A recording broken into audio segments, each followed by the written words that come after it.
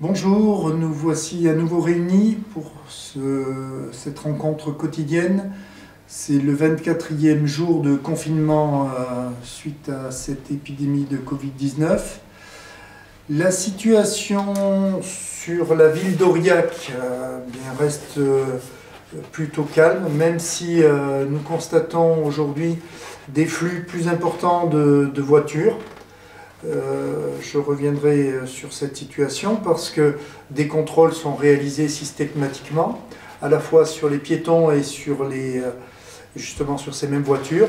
Ce que l'on constate, c'est que les personnes en voiture ont souvent les attestations et les motifs de déplacement qui sont conformes à la réglementation, donc très peu de verbalisation sur les véhicules. Mais sur la journée d'hier, nous avons été amenés à verbaliser un peu moins que le jour précédent, mais toujours un nombre de piétons relativement important.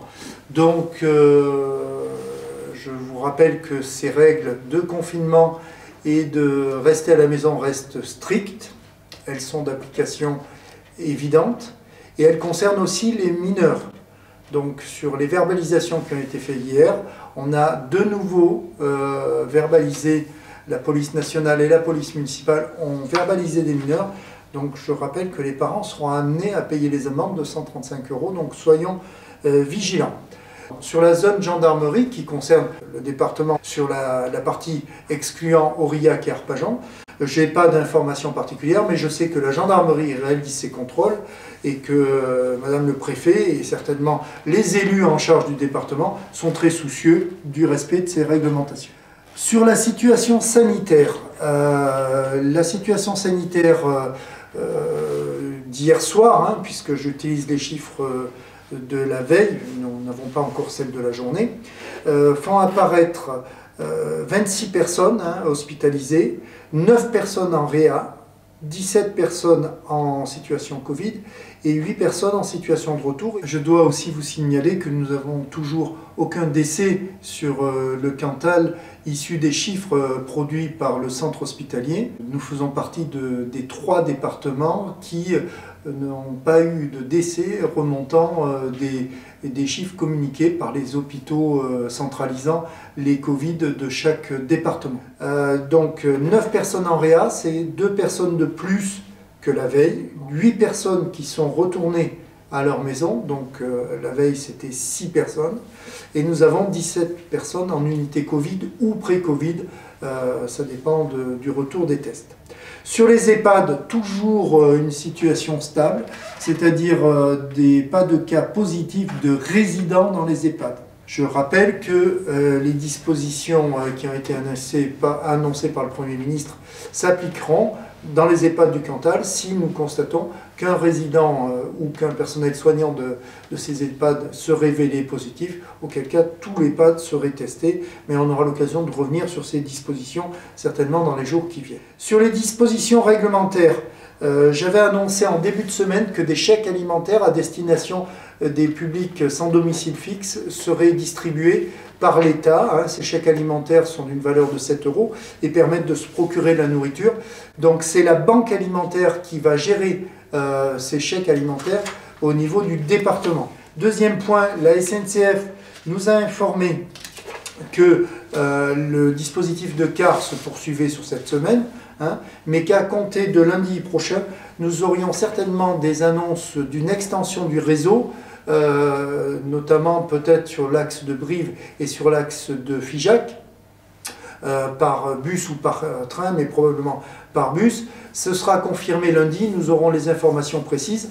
À titre simplement indicatif, aujourd'hui, sur les cars que nous avons SNCF, c'est entre Clermont et Aurillac, et en moyenne, c'est entre 2 ou 5 personnes qui utilisent ce moyen de transport. Donc vous voyez une fréquentation très faible, aucun souci pour le respect des règles de confinement et aucun souci non plus pour ce qui est des personnes qui auraient l'obligation de se déplacer. Ce n'est pas des personnes évidemment qui se déplacent pour leurs vacances ou pour autre chose, mais c'est soit pour des raisons de santé, soit pour des raisons de regroupement familial, etc. Donc des raisons qui sont prévues par l'attestation et qui sont limitativement énoncées sur les autorisations de déplacement que nous pouvons avoir. Donc pas de débordement sur ce sujet. Sur la solidarité, d'abord je voudrais faire un petit zoom sur les commerces de centre-ville, les commerces de la ville d'Aurillac qui sont aujourd'hui ouverts. Je tiens à remercier ces commerçants, que ce soit des pharmaciens, des tabacs, des commerces alimentaires, la grande distribution aussi. Je remercie ces commerçants et leurs salariés qui permettent aujourd'hui d'assurer les besoins alimentaires de base de notre population et qui permettent de conserver un flux économique ou alimentaire de proximité dont on a besoin. Donc je les remercie. Bien sûr, une mention toute particulière aussi pour les pharmaciens qui sont absolument nécessaires pour répondre aux besoins de santé de notre population. Deuxième sujet de solidarité, c'est celui du numéro solidaire. Je le rappelle, c'est le 04 71 62 88 95. Ce numéro solidaire permet de s'inscrire et d'être rappelé tous les jours par les assistantes sociales du CCAS. Donc n'hésitez pas à vous inscrire sur ce numéro, elles sont à votre disposition et elles peuvent vous prodiguer des conseils qui me semblent être le plus pertinents. Je remercie aussi l'état civil de la ville d'Aurillac qui est ouvert alors, tous les matins de 9 h à midi avec la présence de 3 agents en permanence par roulement. Donc l'état civil est ouvert de 9 h à midi. Et il y a une permanence téléphonique de ce même état civil l'après-midi, du lundi au vendredi. Le numéro, c'est le 04 71 45 46 46. Pour ce qui est de l'état civil du lundi au vendredi matin, bien, il est possible de se rendre à l'état civil et d'être reçu par un agent sur rendez-vous avec les possibilités de déclaration de naissance et de décès. Enfin, troisième sujet de solidarité que je voulais évoquer, je rappelle que les situations de confinement peuvent parfois conduire des personnes à avoir des attitudes violentes, que ce soit en lieu de confinement ou dans la rue. Donc je rappelle que le numéro, c'est le numéro 17, qu'il ne faut pas hésiter à l'utiliser. On a eu, depuis le début de la situation de confinement, plusieurs situations où la police a été obligée d'intervenir, donc il y a ce dispositif. Il y a la possibilité aussi d'isoler les personnes, que ce soit les personnes violentes ou les personnes qui subissent ces violences. Il y a des chambres qui sont réservées par l'État et dans des hôtels et qui peuvent être mises à disposition. Et puis je rappelle qu'il y a le CIDFF, le Centre d'information des droits des femmes et des familles, qui a une permanence téléphonique du lundi au vendredi, de 9 h à 12 h et de 14 h à 17 h, au 04 71 46 89 50. Voilà pour les informations générales.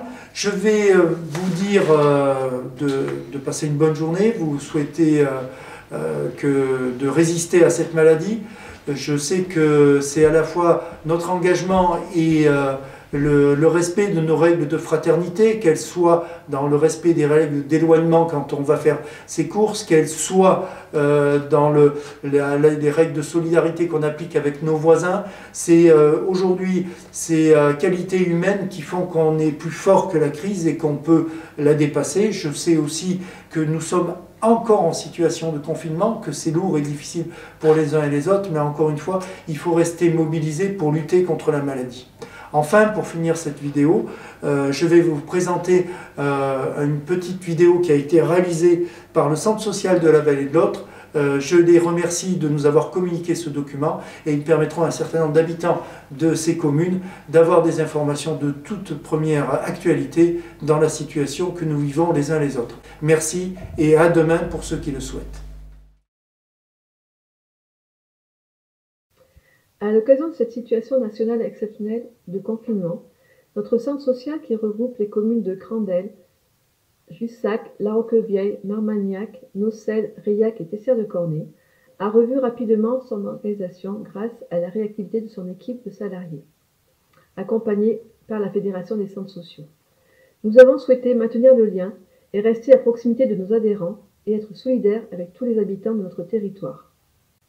Dès le début du confinement, l'équipe et les bénévoles se sont mobilisés pour organiser des actions, chacun chez soi mais tous ensemble. Un dispositif adapté à chaque commune est mis en place pour les personnes isolées ou fragiles, pour le portage de courses et de médicaments. Cette action est possible grâce à une chaîne de solidarité composée de maires, d'élus, de secrétaires de mairie, d'agents techniques, de membres de CCAS, mais aussi de médecins, de pharmaciens et de commerces de proximité. Des réponses concernant l'utilisation de l'outil informatique ou la connexion à distance, comme Doctolib, peuvent être également données. Le centre social continue ses actions d'animation, d'écoute et de conseil à travers des outils comme la page Facebook, le site internet ou la chaîne YouTube. En effet, des actions sont proposées quotidiennement, comme des ateliers cuisine, activités manuelles, création de jeux et ateliers Zumba. Afin de maintenir le lien social, de mesurer le bien-être des familles et des enfants fréquentant le centre de loisirs ou l'accompagnement à la scolarité, une veille téléphonique est également mise en place. L'accompagnement du secteur ado se poursuit. De même, le relais petite enfance reste joignable. Nous savons que l'ensemble de notre territoire est mobilisé et nous restons à la disposition des habitants pour relayer toutes les informations pour le bien-être de tous.